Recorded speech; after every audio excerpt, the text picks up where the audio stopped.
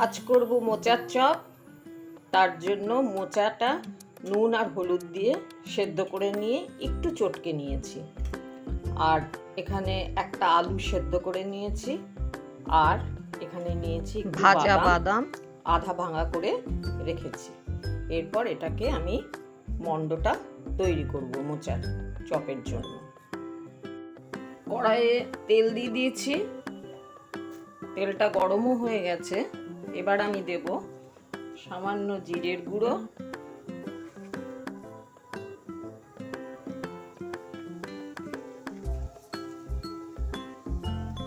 দু চামচ মতন দিলাম জিরের গুঁড়ো, আর লঙ্কা নামমাত্র দেব, কেননা ঝাল যেহেতু আমার বাড়িতে বেশি চলে না, তাই নামমাত্র একটু লঙ্কা গুঁড়ো দিলাম। ব্যাস, এবার একটু এটা নাড়াচাড়া করে নিয়েই আমি মোচাটা এখানে ঢেলে দিলাম। এবার এটাকে ভালো করে কষে মণ্ডটা চপের যে পুরটা সেটা আমি তৈরি করছি। এটা একটু সাঁতলানো হলে পরে আমি সেদ্ধ আলুটা মেশাবো। এটা একটু হয়ে যাক তারপর। এবার দিলাম সামান্য একটু হলুদ, যদিও আমি সেদ্ধ করার সময় একটু হলুদ একটু নুন দিয়েছিলাম, তাও এখন অল্প আর একটু নুন আর একটু হলুদ দিলাম, আর দিলাম এই আদা বাটাটা, এই সামান্য আদা বাটা। আদা বাটা বলতে এখানে আমি গ্রেটারে গ্রেট করে নিয়েছি, বাটিনি, গ্রেটারে গ্রেট করে নিয়েছি। এটা দিয়ে দিলাম, দিলাম আলু সেদ্ধটা।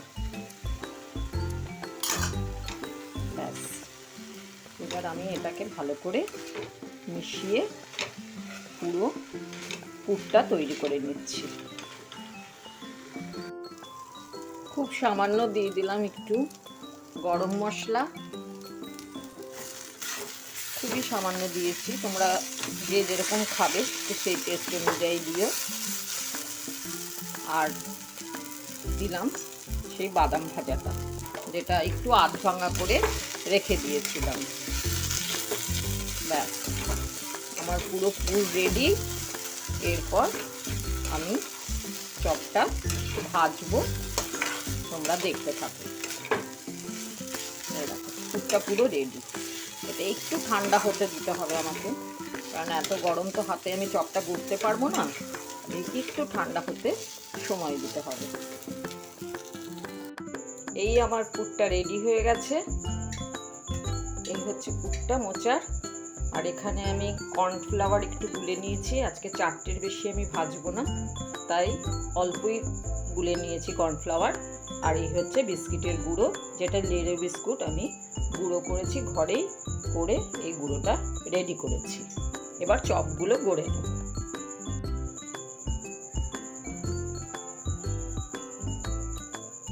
এবার আমি এগুলো গড়ে কর্নফ্লাওয়ারে একবার ডোবাচ্ছি, তারপরে আবার বিস্কিটের গুঁড়োতে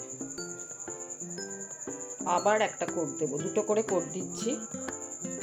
তোমাদের যার যেরকম শেপ সে যেভাবে ভাবো সেভাবেই দিতে পারো, কোনো অসুবিধে নেই, তাতে সাথে কোনো তারতম্য হয় না। আমি আজকে যদিও বা গোলই দিলাম, তোমাদের ভিডিওটা করার জন্য এক হাতে করছি, তা না হলে আমি দু হাতে করতে পারলেই ভালো হয়। এই দুটো আগে করে রেখেছি, এই আরেকটা রাখলাম, 3টে, আর একটা আমি করব। ব্যাস, আজ আর আমি করবো না, আবার কালকে, তখন হয়তো অন্য শেপে করতেও পারি। কেউ এখানে মনে করলে নারকেল কুচিও মিশিয়ে নিতে পারে। ফ্লাওয়ারে ডুবিয়ে তারপরে আবার বিস্কিটের গুঁড়ো দিয়ে আবার একবার কর্নফ্লাওয়ারে দিয়ে ডবল কোট করলে পরে জিনিসটা একটু ভালো হয়। আর কর্নফ্লাওয়ারটা কিন্তু সবসময় পাতলা করে গুলতে হবে, তা না হলে বাইরের কোটিংটা যদি একটু মোটা হয়ে যায় না, খেতে অতটা ভালো লাগে না, সেই জন্য একটু পাতলা করেই গুলতে হবে। ব্যাস, এই 4টেই আমি আজকে ভাজবো, এরপর কড়াইয়ে ভাজতে থাকবো। কড়াইয়ের তেল মোটামুটি গরম হয়ে গেছে, খুব গরম করব না। এবার আমি একটা করে ছেড়ে দিচ্ছি, দুটোর বেশি ছাড়বো না, দুটো দুটো করে ভেজে তুলব।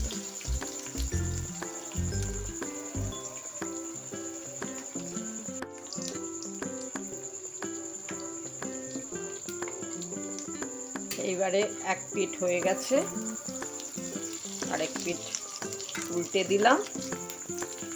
দেখো এই পাশে কি সুন্দর সোনালি রং ধরে গেছে। ব্যাস, এবার হতে থাক। পিঠটাও সোনালি হয়ে গেলে আমি তুলে নেব। এভাবেই আমি রেডি করব মোচার চপগুলো। এইভাবেই তৈরি করলাম মোচার চপ। তোমাদের সকলকে ধন্যবাদ।